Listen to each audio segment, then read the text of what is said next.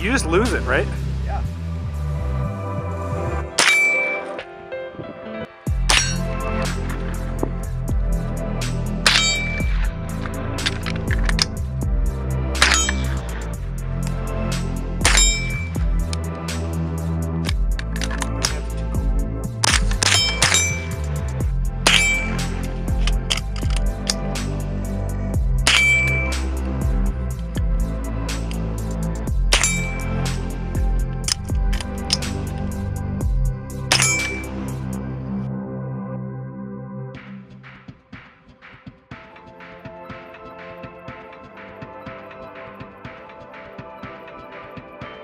If you ever gotten completely shit-faced drunk at 10 o'clock at night with your army buddy and impersonated Grand Thumb, go ahead and hit that subscribe button.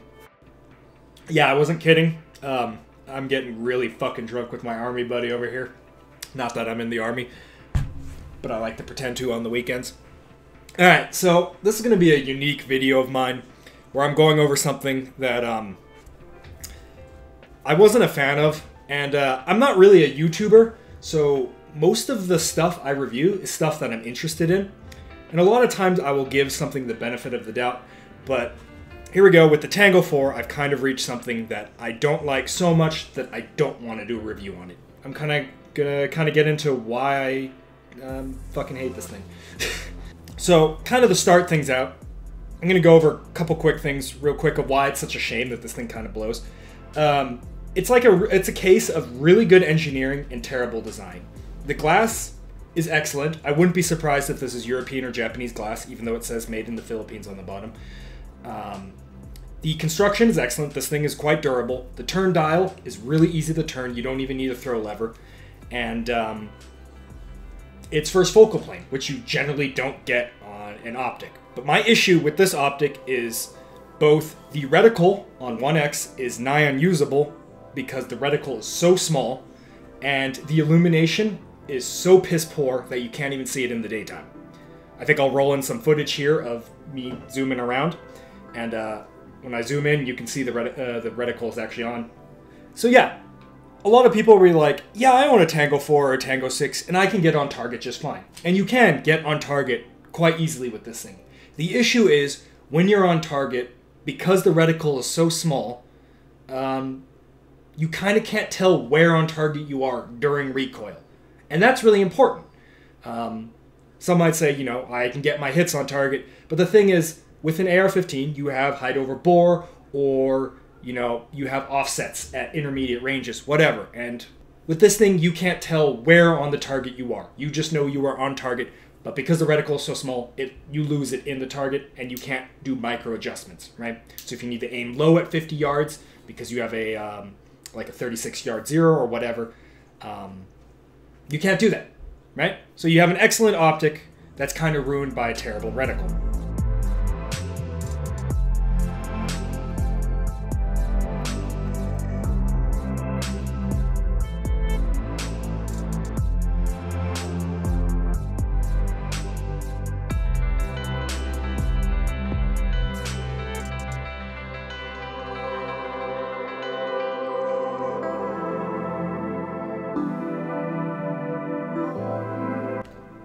And a lot of people are going to be like, well, the Tango 6 is excellent.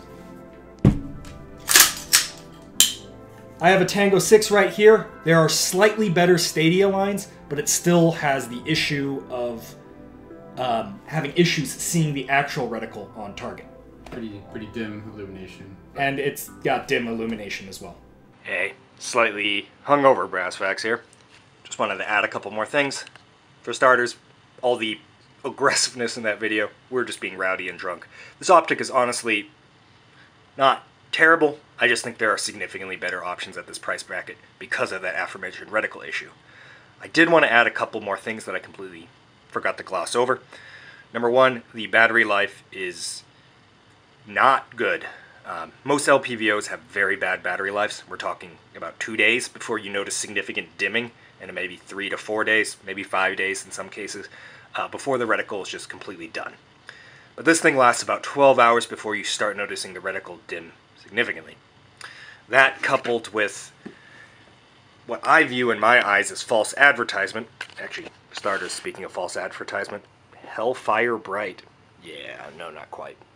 Motac. On the back of the package, it says Motac. And Motac is the feature, quote unquote, where the optic will shut itself after not sensing movement for a while, thus preserving battery. So if this was in a home defense setting, you turn it on to the brightness setting, put it in the corner or whatever, it shuts off, and then when you grab it, your optic is on, which is nice, right? Because you're going to turn on a flashlight, and that red does stand out at night at least. However, the Tango 4 does not have Motac. That is a lie. We tested it. The Tango 6 has Motac, shuts off after about 5 minutes. The Tango 4 will run forever, or it'll run about 12 hours until it starts dimming aggressively, and by 24 hours to 48 hours, the optic is completely out of batteries. So just something to point out, it does not have Motac, even though this is indeed a Tango 4 box.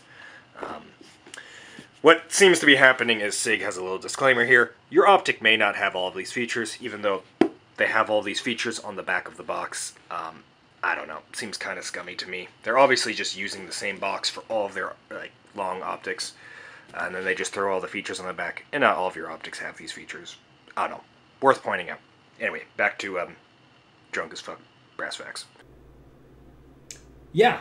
All right. So now that I've pissed off all the people that own this optic, I think that's about it. Right? You have anything else to? Yeah, Tango 6 is a little better, but still not great. Yeah. Not for the money. Honestly, this optic would work really well if it wasn't a first focal plane optic. If it was a second focal plane optic and you just had the full size reticle, all problems solved. You don't need first focal plane. Okay. Yeah, I'm going to get back to getting completely shit-faced. So that's been some brass facts for you, or whatever the fact. It's probably steel facts at this point. No one can afford brass. So yeah, stay safe. Subscribe to my shit. I don't know. Make comments, whatever. Fuck you. Bye.